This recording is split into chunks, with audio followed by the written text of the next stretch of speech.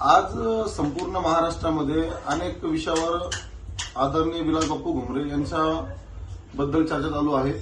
मी पैठणचे भाग्यविधाते आमदार आमचे नेते विलास बापू घुमरे साहेब यांचं आज खरंच एक अभिनंदन व्यक्त करतो। त्यांनी त्यांच्या स्वतःच्या मुलाला आज मतदान प्रक्रियेमध्ये संपूर्ण परिवारासह घेऊन गेले आणि मतदान प्रक्रिया काय असते आणि येणाऱ्या भविष्यामध्ये मतदान आणि लोकशाहीचा अधिकार काय असतो हे शिकवण्यात त्यांनी प्रयत्न केला। त्याबद्दल त्यांचं स्वागत करणे अतिशय मी मनापासून स्वागत करतो।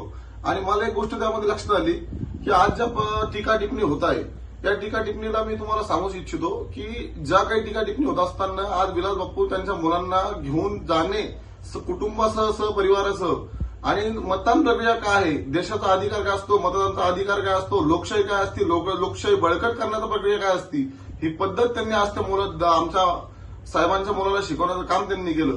त्याबद्दल सर्वांना मी त्या गोष्टीचा एकदम आनंद व्यक्त कुठेतरी होत आहे आणि त्यांच्यावर काही टीका टिप्पणी होत आहे ही सर्व चुकीची प्रकारची आहे।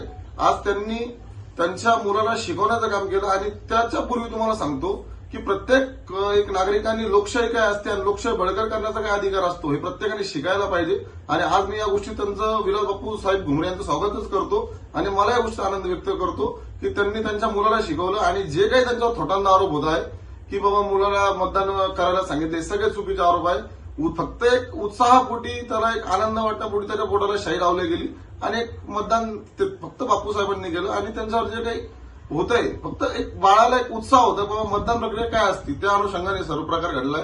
यात कुठेही काही नाही, याचं उलट अभिनंदन स्वागत करायला पाहिजे असं मला वाटतं।